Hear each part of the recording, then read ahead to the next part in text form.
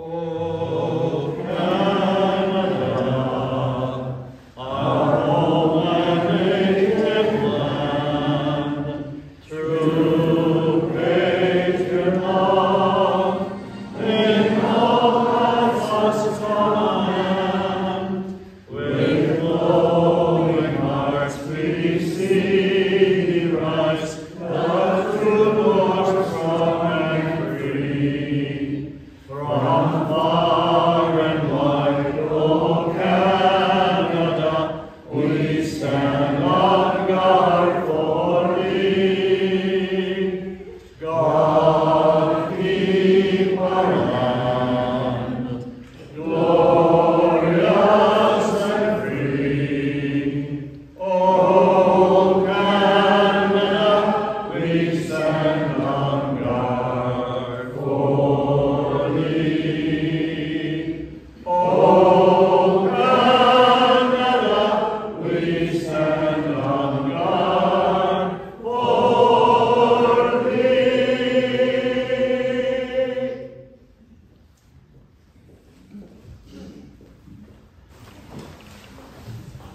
Good morning, and thank you for joining us today as we gather to take time to remember.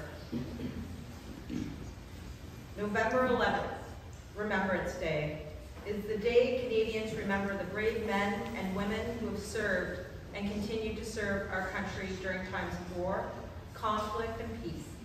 Specifically, the First and Second World Wars, the Korean Wars, and all the conflicts since then in which members of the Canadian forces have participated to give us and others freedom.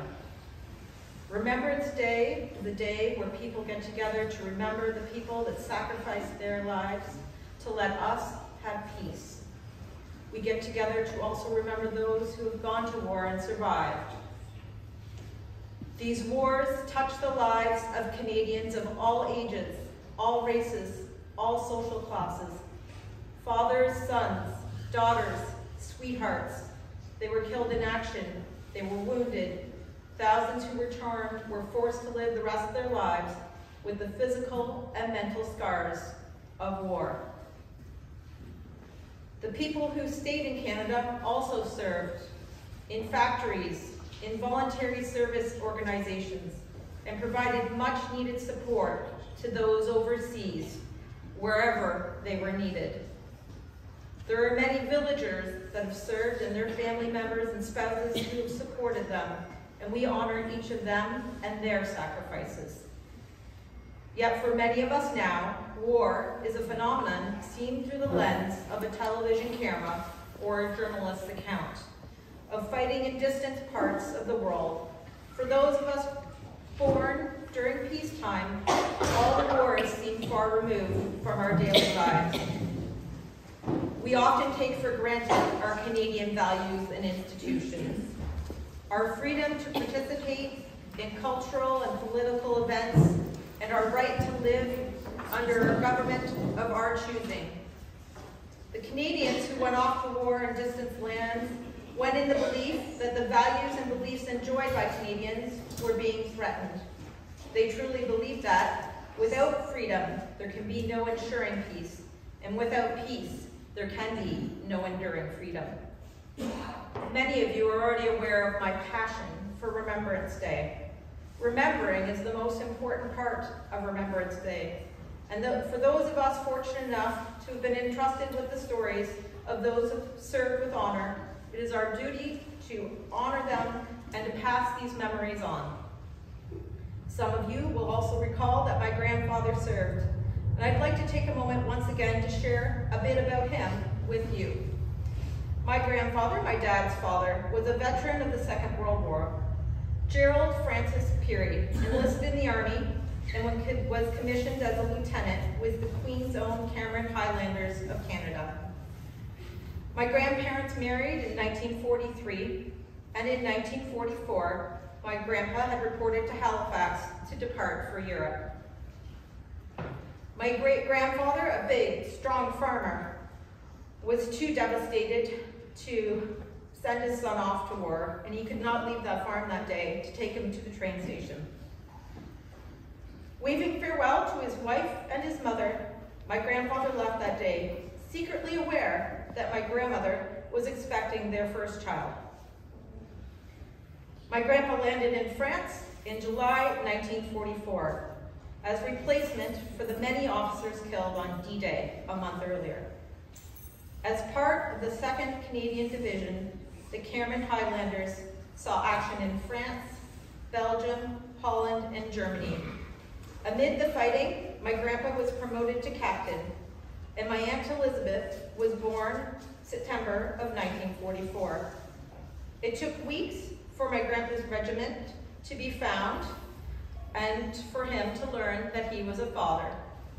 At home, my grandma would hold my grandpa's picture in front of my infant aunt to make sure she would always know who her father was when he came home from war. Winter 1945 was a cold and wet time in the Netherlands. The brutal weather and the fighting faced by Canadians mirrored what soldiers faced in World War I. My grandpa's time in Holland was horrific, as he had to make difficult command decisions and witnessed many atrocities committed by the Nazis against the Dutch. Jerry came home after being away for a lifetime, his daughter's lifetime. In 1946, my father was born, and my grandparents purchased and moved to the family farm and had 2 more children.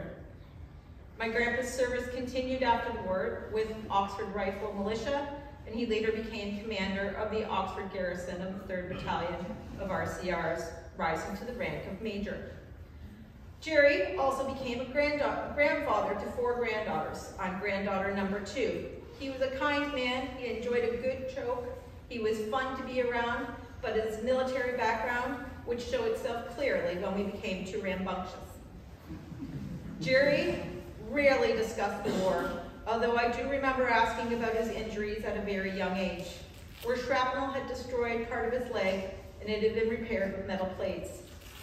He had served in hopes that I would never have to fully know the impact of war firsthand.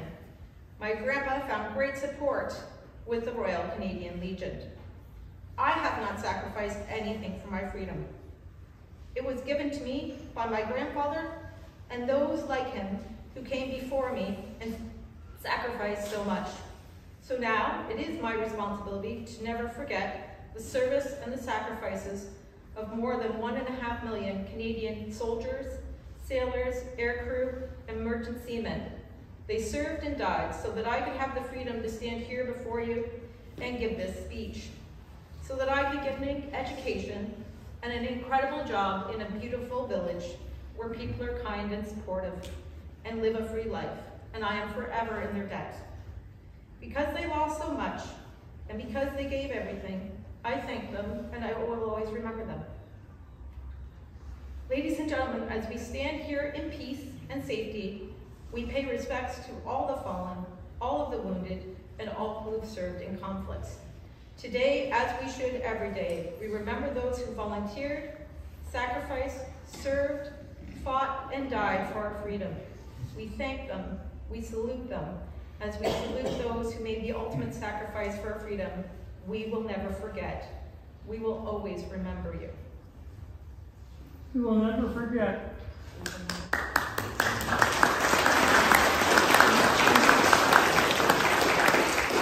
I now invite Tom Ferguson to come and lead acts of remembrance with us.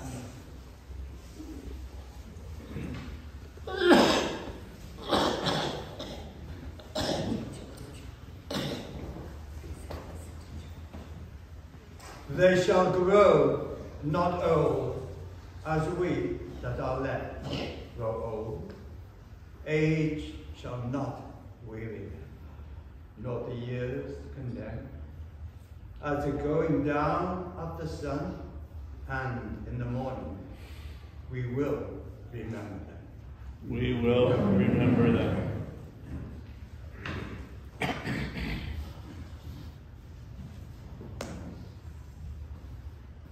And I invite Sasha to come and share the commitment to remember.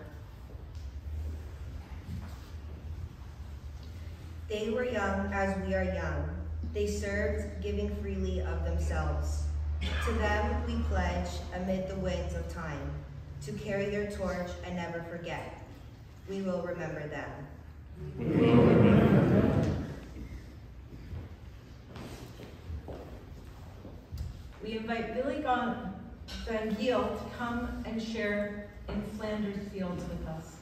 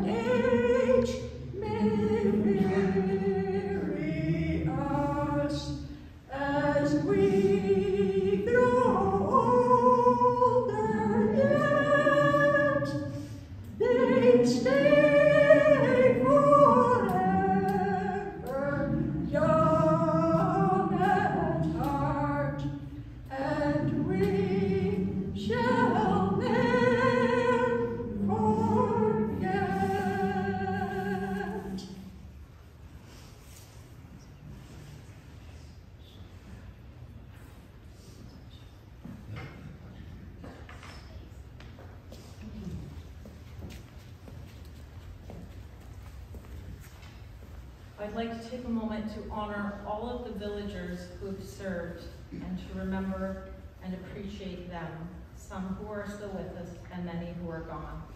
There have been many families in this community that were impacted, and we appreciate and want to honor them in particular. We will now play the last post, followed by the piping of lament, followed by 2 minutes of silence.